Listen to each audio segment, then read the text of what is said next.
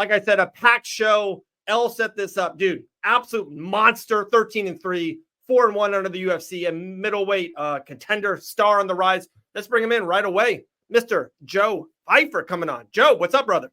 What's up, guys? How are you? Good, man. How are you? I'm good. Just got done training, so it was good. Good day so far, and a little snowfall, you know? Ooh, you're up in Philly, right? Yeah. We didn't get that much, but it's pretty icy out. We're Florida people. We don't know nothing about that snow. Nothing. It's a no for me.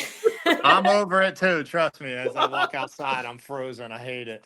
Have to come on down to South Florida. Yeah. We got you. Apparently not. Apparently it's gonna get super cold here too. We got like it might snow in Disney World on Thursday. First time, like in 50 years. Yeah, no, good. That's unacceptable. No. Yeah, I know they said the cold front was coming in. So yeah, it's definitely cold as shit up here, and I hate it. Before we get going, Joe, for 10, 15 minutes of your time, and first of all, appreciate your time. Are we allowed to talk about something that might happen or might not happen on March 29th in Mexico City? Are we allowed to discuss that or not really? No, you are. I signed the contract. He signed the contract, so boom. Fuck it. Okay. We'll talk about it. Let's go. All right. So March 29th, Kelvin Gastelum, big name. You know, one of the best fights I think I've ever seen. Him and Izzy 4 or 5 years ago. Humongous name. Joe, I guess that's the first question for you. How do you feel about it? Mexico City, Kelvin Gastelum. Yeah, I love the matchup. I think it's the right fight. I wound up holding off for this fight because I didn't want to fight overseas, and I also didn't want to fight back too far against somebody who was 2-2, which was Nurmagomedov. And I know the UFC wasn't really happy that I didn't want to fight backwards, but you know, it wound up paying off, and I think this makes much more sense. You know, he's got 500,000 followers. He's a legend who's fought everybody. He's 13-9. Granted, he's not, you know, he's kind of like a 500 fighter, just a little bit better than that. But you know, he's fought the best in the world, and he's fought, you know, some really good guys to split decisions, including Izzy for the title. And he's fought the who's who, man. So I'm excited about it, but I'm excited about it also for the selfish reasons of how I feel I match up. Yeah, and I have to ask, like, Mexico City is notorious for sucking the cardio out of some of these high level guys with crazy altitude. Obviously, Kelvin Gastelum for a long time made a career off of that gas tank.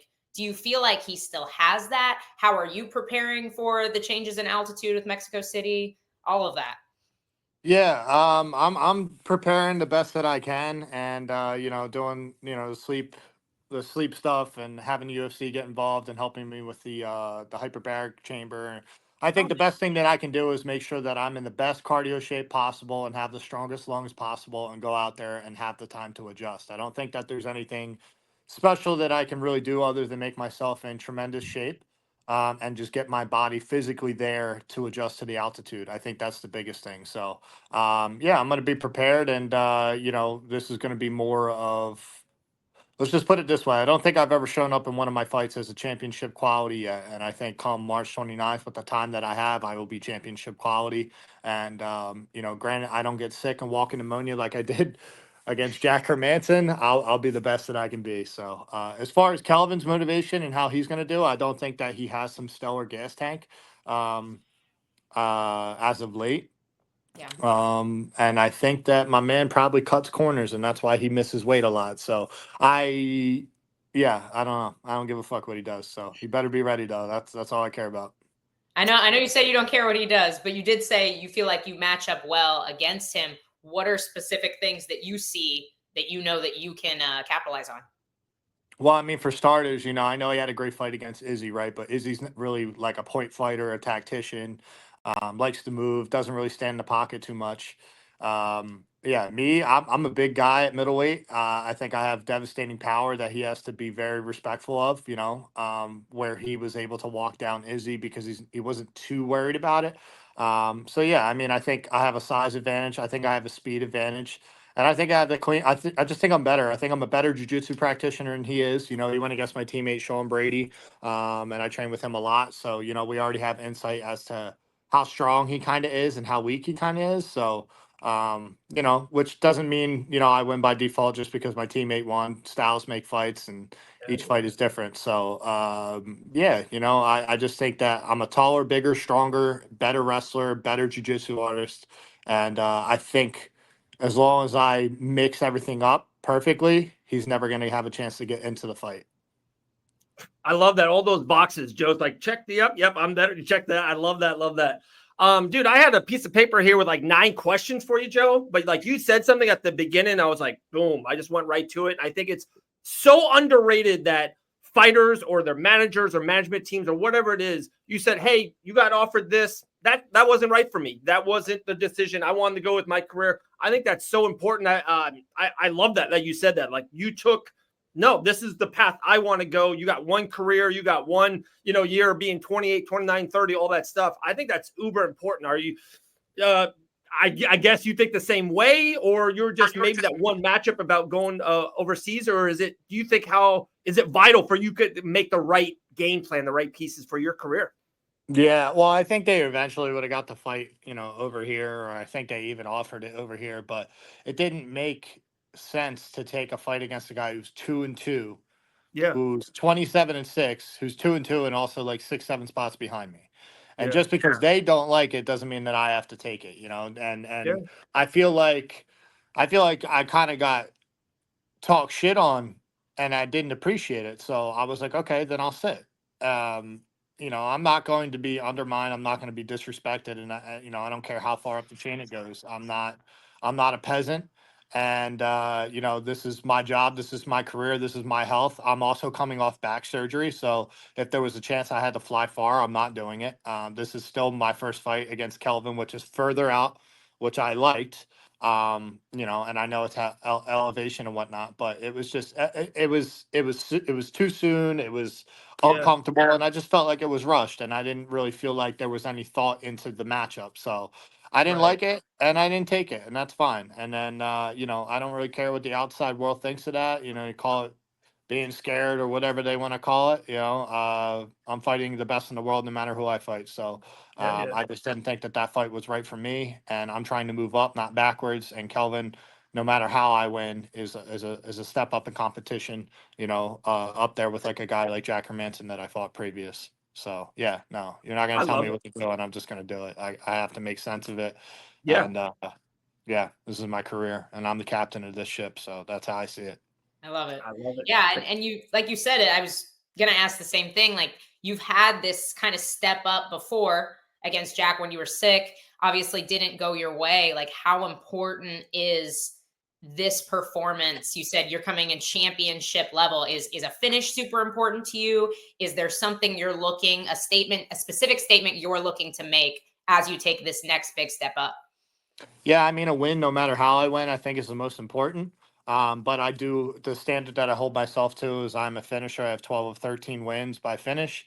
And I'm going to be trying to finish the fight. I can't say how, but that's what I do. I go in there, I try to cause damage, and I try to get these guys out of there. I don't get paid to fight long and have these wars. So if I can put his lights out, I'm going to put his lights out. And I have the power to do it in each hand.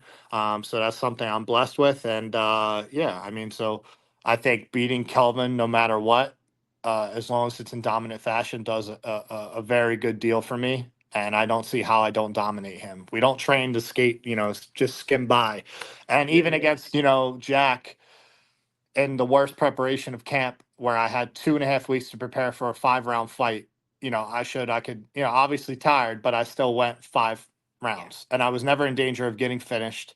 I got hit in the eye once that really like hindered my vision in the fight. And I took my shots, but I didn't get wobbled. I didn't get dropped. I wasn't almost submitted. And that's a guy who had more professional fights in the UFC than I've had in my career. So I showed a lot with the little preparation I had and the little time that I had to, obviously go against a guy like him. And I lost by 1 round. I lost 3-2. So I'm not really that upset about that. It's just a lot to learn from it. And that's also a part of, steering my career in the direction to not take fights just because. Right. Because it's the first main event. You get a new contract. You got to take the number 10 guy. I could have taken it a little slower, and then maybe I wouldn't have been sick, or who knows, whatever it is what it is. Those are the cards I was dealt. So, yeah, no, getting a finish over Kelvin is priority number one for me. But, no matter what, when I win, I dominate, and that's what I'll do. Like Sugar Sean O'Malley had that weird kind of loss to Cheeto back in the day, but Cheeto's Sean's rise, I think, will be a little bit, I think, like yours. Big name, very fan friendly, 3 wins, championship fight for you. Like I have that kind of projection for you. I don't know if you feel the same, but that's how I feel about you. Do you think that win against Jack Hermansson or the comeback or fight against him is important to you at all? Do you want that back, or is it's out of sight, out of mind? You get your 3 big wins. You could be fighting Izzy, summer of 2026, that kind of thing. Or is that Jack, you go to bed, you're like, God dang it, I want that one back. Nah, man, I really did give everything that I had in that fight with what I had.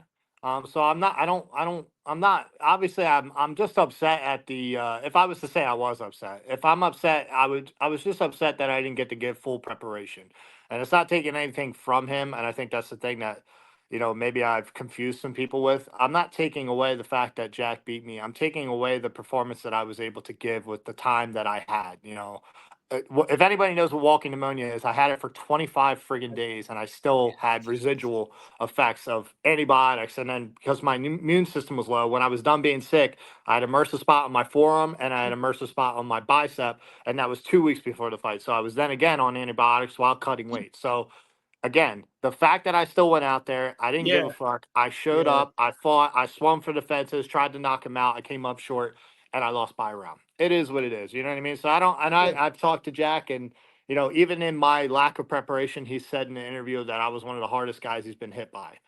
So that, kind of made me feel like, all right, like I shouldn't be that upset with myself. Like I was this close, and it is what it is. So I'm cool with Jack. I think Jack's a good person, and if I was to lose to anybody, I think Jack's a hell of a good person outside of the fight game. That I can live with that if we don't fight again. But if the opportunity arises, I will say yes, and we will get it. I love it. I love it. How much do you appreciate the whole CFFC grappling kind of right in your backyard, all that stuff? It seems you're yearly, right? Sometimes 2 times a year. How cool is it that you can grapple and make a little money, stay busy, get your name out there, every 6-8 months?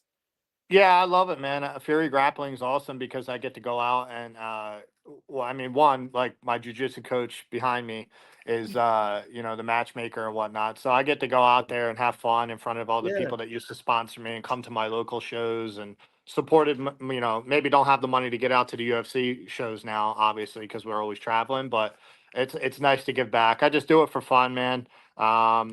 And this one, I had a couple opponents fall through. But I will tell you on another note, because I I can't stand this person. I was originally supposed to go against Pat Downey, who my teammate Andre went against. And I declined that because we were told that Paul Craig submitted to do Fury Grappling. Soon as my name came across his fucking eyeballs, the guy disappeared and the match fell through, and then I wound up getting a last minute, opponent, and Nicholas Willie, who obviously used to fight MMA, he's first agreed to black belt, whatnot. But it was just kind of like anticlimactic. It was like building to be like a really great match against Paul, and then the fucking guy disappears. I can't get this dude to fight me in MMA. The promoters can't get this guy to fight me. I can't stand that fucking dude. So yeah. But in other news, yes, I love fighting for Fury. It's just awesome. I figured I'd give you the backstory as to why. No, I love it. I love big names. We're here for the backstories. We're here for absolutely. How you said you were originally supposed to grapple Pat Downey. Is that another one you want? I know he's a very polarizing guy in the wrestling community right now. Yeah, he talks a little too much for my liking. So I told him a couple of things. I was like, "You act up, man. There won't be a grapple match. I'll punch you in your shit." So, but he's actually a nice guy. I just didn't like that he was like, "Oh, I'll wrestle you and Andre in the same night." It was like, all right, bud. Like you're 1-1 in MMA. You got knocked the fuck out, kid. Like relax, and you fight for Bellator. Like I don't want to hear it. So, yeah, I shut that down pretty quick. But yeah, no, I would like to compete against Pat. The problem is he wants to come train with us, and I'm not one of these guys that if I'm going to fight you one day or I'm going to compete against you, I don't want you to train with me. I don't like the whole. don't go train with guys that I'm going to fight. I'm not about it. Like, you're trying to hurt me and take my money from me. I'm not going to train with you. So obviously I'll never fight Pat, probably, because to be quite honest, I don't think he's ever going to be good enough to get to that level. He might be in jiu-jitsu. He might be a big deal, but MMA, I just think he's a turd. So yeah, maybe we'll grapple each other in the future, but if he comes up to train, then I can't grapple with guys that I'm maybe in the future going to call my friends. I don't like doing that. So far, Dave, we've got just some reels cut for you. Joe Pyfer is not a peasant, and Pat Downey is a turd. Not a peasant. That's right. I'm gonna every time I know the body bags is the nickname. I'm gonna start calling Joe the captain. He said that early. I'm the captain of the ship. I'm gonna just put that on t-shirts. I like it. Talking about t-shirts, you go to joepfeiffer.com, get yourself some sick merch. I love the merch there, my man. Got some good stuff, hats, shirts. joepfeiffer.com. Shout out. There you go. Yeah, it hasn't been updated in like fucking 6 months, but yeah, I'll get. I have a hard time doing any of that crap, man. Yeah, it's so hard, especially when you're in camp. Like, it's. I just don't care. I don't know. I just don't care. It should be such a a third thing or a fourth thing. A lot of other fighters make it really top of that, but like, I say it all the time. If you just keep winning fights, all that stuff will take care of itself. Like, everything will take care of everything else. Podcasts, shirts, all that stuff. But two fun fights coming up. Your division. Love your take. You can go 5 seconds or a minute. You're the captain. You're the captain of the ship. So whatever you want. Next month, Dricus versus Sean Strickland. Championship on the line. Who do you got winning? I got Sean Strickland. Me too, Joe. I like it. Okay. I hope Sean Strickland wins. I'm not a big DDP fan. Okay. Yeah. Am I crazy for saying this? I said this to Dave, and he thought I was nuts. I don't enjoy watching him fight. It's so messy. DDP? Yeah, it's like an anxiety-filled fight because you feel like he's about to lose, and then he pulls it off, and then he's about to lose, and he pulls it off. Yeah, I mean, like, the guy's tough, and he makes the awkward style that he has work. I just think people need to be a little bit more patient because he's very wild. There's a lot of openings with that guy. So I'm very shocked that Izzy could have got it done, but lack of wrestling, man. Like, some of these guys have all the greatest jiu-jitsu. Like, this is what I'm saying. Like, me against Kelvin. Like, Kelvin's not that good of a wrestler, and Kelvin's really not that good at jiu-jitsu either. It's just his physical attributes are just kind of against him, and he yeah, I don't know. Some of these guys only have a couple pieces to the puzzle. I know I have all three. You're not like like Izzy got taken down by DDP and immediately puts his neck up and goes on all fours. It's like, come on, man. Right. That's like get up 101. What are you doing? So yeah, I got Sean Strickland. I love that. Talking about Izzy, Saudi Arabia, a couple weeks after that, Izzy versus Nasruddin. Nasruddin's on a run right now, just defeated Brendan Allen. I feel like these guys in the next 6-8 months, Joe, are kind of, you'll be crossing paths with Brendan or Nasruddin, Kinnear, all that stuff. What do you think of that fight? Does Izzy get back on the track, or is he kind of descended?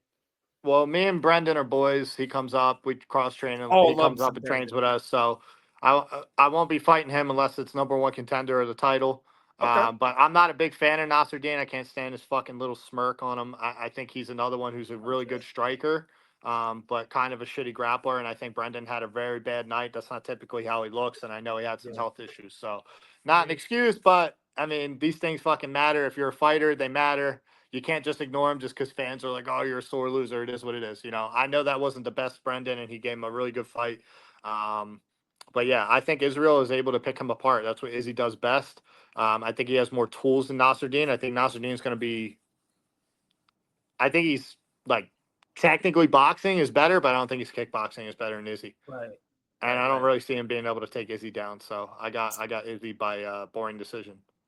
I love that. Joe, we'll let you run in a minute, man. And Elle, if you have anything last, you said a couple things twice or three times, and Jillian Robertson comes on our show every Tuesday. We love her some G. And when she fought in Jacksonville, she's on a 3-fight winning streak now, but her last loss, she knew deep down inside she should have pulled out for multiple reasons. I won't get into it, all that stuff. But you just said, like, you were sick kind of going to the Hermansson stuff. Brendan was a little bit messed up. Not going back on it, but can you be like, shit, man, maybe I should have pulled out. Maybe I wasn't 100%. A win's important, main event, all that stuff for Hermansson? Or is it you kind of that guy, I signed the dotted line, I'm going to show up on fight night? I think it's a bit of both. And in my case, I think it was being broke. So I Okay. think it's That'll do yeah, it. it's just what it is. Like people don't Yeah. like to say it, being broke, Huh. the fear of being broke if you don't take the fight, you know what I mean? So Yeah. I took the fight not because of I took it because of everything. One, I believed even I'll tell you this wholeheartedly. Going into the fight, no matter how I felt, I really believed I could knock him out. And Yeah. going back and watching the fight, there's two instances where I really hurt him and I didn't recognize it because he's a veteran that hides it in the way that he moves. Like he was able to move very well and he's awkward already. So I didn't even get wind that I had him like clipped. Right. And I didn't have his legs like falling all over the place, but I had him stumbled a couple times where he was like, hurt. And I just didn't know it. Going back and watching, I realized it. But I think fear of being broke, like, yeah. But ultimately, it's a lesson that I needed. I think even if I had knocked him out, it would have been bad for me because I think I would have had that same fight, healthy or sick or not, against like an Israel Adesanya. So I think it happened at the right time. I think it was a good thing for me, and Yeah. I've only had positives from it. And like I said, Jack's a cool dude. We've talked, and I picked his brain a little bit about what his game plan was to fight someone like me, and I obviously knew the calf kicks were going to be there. But I had already, bro. We all have injuries. Like I have so many fucking reasons as to why shit went the way that it went. But it is what it is. So yeah, no. Taking the fights. I think people take fights because they need money, and Yeah. that's the main reason. What a But stud, me, Joe. if I sign the fight, bro, I'm gonna show up. So yeah, Yeah. that's Yeah. Respect. I I have love it. one more question for you, Joe. First time we met you, we were in Las Vegas. You were driving this crazy Lambo around. You let Grant drive it. I was standing by the PI, and I could just hear them going back and forth on the highway right there. Are you going to be driving something extra sick in Mexico City? I don't. So Royalty Exotics is out in Vegas, and they usually hook me up. It's my guy Houston that owns it, so he usually hooks me up when I'm in Vegas. But I don't know anybody in Mexico, and to be honest, I don't think that I'm gonna want to drive there. I'm like kind of like sketched out. I don't like traveling. I don't fucking need the cartel killing my ass over there. I don't. Yeah, I don't know. I don't know anything about Mexico. I don't Like know I'm not. anything about Mexico City. I've I'm heard not some a big stories, Joe. Mexican I got some culture guy. stories. I'm not a fucking burrito fan. I'm not a salsa fan. I don't like the music. I'm not a Mexican culture guy, so I'm going into enemy territory. You know what I mean? Oh, So man. it is Oh, what it is. So probably not going to be driving because I don't want to get arrested the way I drive. dude, that's Fair the enough. best. Yeah. That's the best, dude. Joe Pyfer, absolute stud inside and outside the cage. Joe, man, appreciate your time. Big fans Thank over you. here in Fight Bananas, and we'll talk soon, brother. Hey, good skill on the 29th, all right? Yeah, thank you. Oh, tell Grant I said what's up and thank you. Will do. Thank you so All right, much, see you Joe. guys. There you go. The captain, Joe Pyfer. Yes. Dude, what a Dude, he's stud. a